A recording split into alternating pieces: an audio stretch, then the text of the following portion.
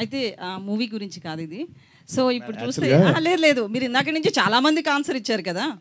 అంటే పొలిటికల్ అదే అంటారు, మళ్ళీ ఆవిడ చెప్పారు మాకు చెప్పరా అంటారు. లేదు, నా పక్కదానికి ఆన్సర్ ఇచ్చేయండి.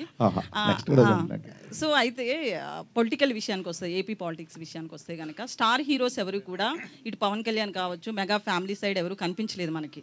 బట్ ఒక జబర్దస్త్ ఆర్టిస్టులు చిన్న చిన్న వాళ్ళందరూ మాత్రం ఫ్యామిలీకి సపోర్ట్ గా నిలబడ్డారు. ప్రచారానికి కూడా విష్ణు గారు వెళ్ళారు, సాయిధరం తేజ్ వెళ్తారు. అదే అంటున్నా, మెగా ఫ్యామిలీ తప్ప క్యాంపెయినింగ్ అవ్వలేదు. మెగా ఫ్యామిలీ తప్ప ఇప్పటి వరకు కూడా ఒక స్టేట్మెంట్ ఇవ్వడం కావచ్చు, ప్రచారంలో క్యాంపెయిన్ లో పాల్గొనడం కావచ్చు, ఎవరు కూడా స్టార్ హీరోస్ మెగా ఫ్యామిలీ కాకుండా ఎవరు వెళ్ళలేదు. సో మీలాంటి వాళ్ళు వెళ్ళారు. రేపు మళ్ళీ వైసీపీ వస్తే మీకు ఇబ్బంది ఉండదా?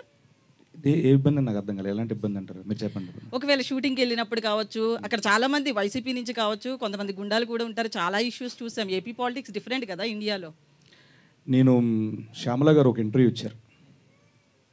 ఆ ఇంటర్వ్యూలో క్వశ్చన్ అడిగారు, మీరు ఇలా చేయడం వల్ల రేపొద్దున ఆడియో ఫంక్షన్లో మీకు ఏమైనా ఇవ్వకపోవచ్చేమో మెగా ఫ్యామిలీ నుంచి అని అన్నారు. ఆవిడ ఒక ఆన్సర్ చెప్పారు. సేమ్ ఆన్సరు దానికి అప్లికేబుల్ మీరు అడిగిన క్వశ్చన్కి. నేను వినలేదు, ఇప్పుడు చెప్పండి. మీరు ఒకసారి యూట్యూబ్లో చూడండి. లేదు లేదు, ఇప్పుడు చెప్పండి.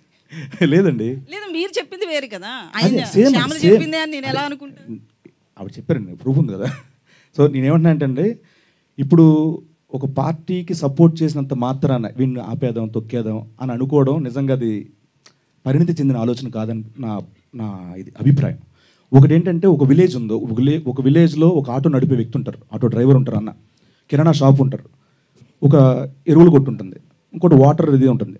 సో వీళ్ళందరూ వృత్తిపరంగా వాళ్ళ వృత్తులు చేస్తున్నా వాళ్ళు ఏదో ఒక పార్టీని అభిమానించో, ఏదో ఒక పార్టీ ప్రచారమో వాళ్ళ ఊళ్ళో తెలిసిపోతుంది.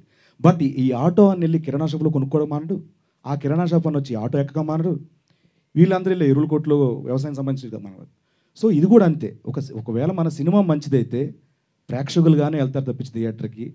ఒక రాజకీయ సపోర్టర్గా ఎవరు థియేటర్కి వెళ్ళరండి. అది బాగా నమ్ముతున్న తెలుగు ప్రేక్షకుల విషయం. కృష్ణమాచార్య గారు బేసిక్గా